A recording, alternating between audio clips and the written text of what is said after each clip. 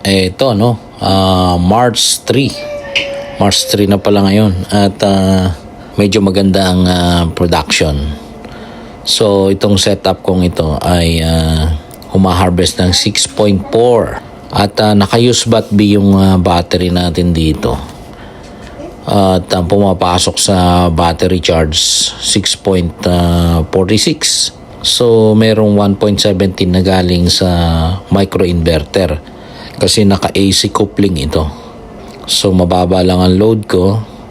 Actually dalawang aircon na to, nakuha na niya yung lamig kaya 1.14 lang. So tingnan natin yung kanyang PB, yung kanyang production, no? May kanya-kanyang panel, not necessarily the same ang number of solar panels per string kasi yung dalawa dyan, PB1 and 2 naka-series at combination naman yung sa PB3 kasi iba't ibang orientation yon. Medyo mataas-taas ang nakukuha at yan yung sa grid naka-zero naman yan, yung external sensor. So pagdating sa battery, ang taas ng current na pumapasok sa battery niya yung charging. So yung 6.4 kanina, ayan 6.465. Ang equivalent current niyan 120.3 amperes. At itong oras na to 11 o'clock nasa 51% pa lang yung charge.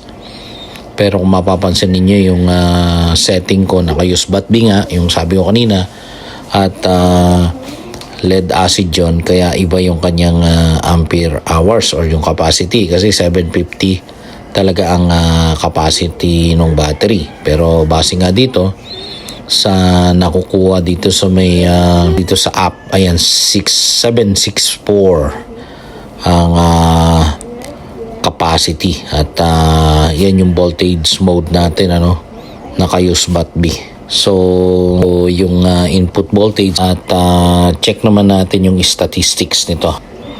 Maaga-aga pa lang, mga 9 o'clock, medyo maganda na yung kanyang kinuha. So hindi pa naman umabot ng lobat yan, yung ganyang oras kanina dahil may 50 volts pang natitira yan. So ngayon possible na ma-full charge naman niya ito. So obserbahan ko na lang kung ma-full charge niya at nang makasulit kasi kahapon hindi naka-full charge itong battery at tuloy-tuloy yung paandar ng ating mga appliances.